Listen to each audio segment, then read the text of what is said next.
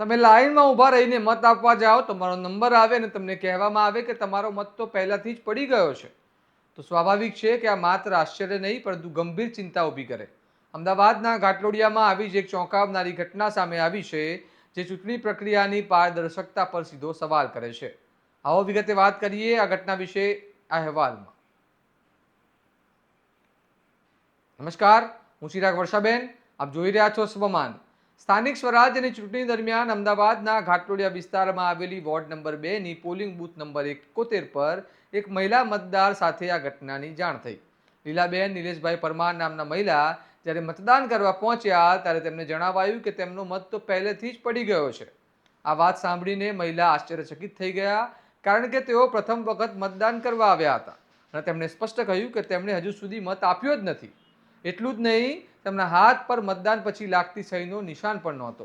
આ દરમિયાન સ્થળ પર થોડા સમય માટે રકઝક અને હોબાળો મચ્યો અને મામલો ગરમાઈ ગયો. જોકે બાદમાં ચૂંટણી અધિકારીઓ એવો દાવો કર્યો કે કદાચ મહિલા હાથ ધોઈને આવ્યા હશે, પરંતુ આ જવાબથી સંતોષ ન થતાં મામલો વધુ ગંભીર બન્યો. સાંભળો તે મહિલા શું કહી રહ્યા છે.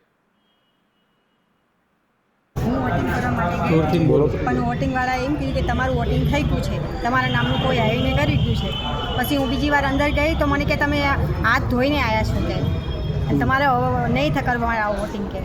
પછી બીજી વાર ગયા એટલે કે તમારું ચલો આ બાજુ આવો કે તમારું સોલ્વ આઉટ કરી ગયા. અમે બીજી વાર બેલેટ પેપર તો અમારે સાઇન કરાવીને એની પર વોટિંગ કરાવ્યું. આખરે આ મહિલાનો મત સ્પેશિયલ જોગવાઈઓ હેઠળ લેવામાં આવ્યો, પરંતુ આ સમગ્ર ઘટનાએ અનેક સવાલ ઊભા કર્યા છે. બીજી તરફ કોંગ્રેસના આગેવાનો દ્વારા આ ઘટનાને લઈને બોગસ મતદાનના ગંભીર આક્ષેપો કરવામાં આવ્યા છે અને તેઓએ દાવો કર્યો છે કે માત્ર એક જ નહીં પરંતુ અનેક મતદારો સાથે આવું બન્યું હોઈ શકે છે.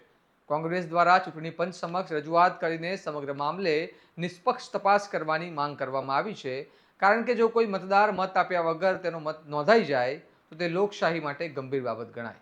એકંદરે જોવામાં આવે તો આ ઘટના માત્ર એક મતદારની સમસ્યા નથી, પરંતુ આખી ચૂંટણી પ્રક્રિયાની વિશ્વસનીયતા પર સવાલ ઊભો કરે છે. અંતમાં સવાલ એ છે કે શું આ માત્ર ટેકનિકલ ભૂલ છે કે પછી ખરેખર બોગસ મતદાન થયું છે? શું ચૂંટણી પંચ આ મામલે તટસ્થ તપાસ કરશે અને શું ભવિષ્યમાં આવી ઘટનાઓ અટકાવવામાં પગલાં લેવાશે? હવે નજર રહેશે તંત્રની કાર્યવાહી પર. આ મામલે તમારું શું માનવું છે અમને કમેન્ટમાં જણાવો અને આવા જ વિશ્લેષણાત્મક અહેવાલ માટે તમારા સ્વમાનને લાઇક, શેર અને સબસ્ક્રાઇબ કરો. નમસ્કાર.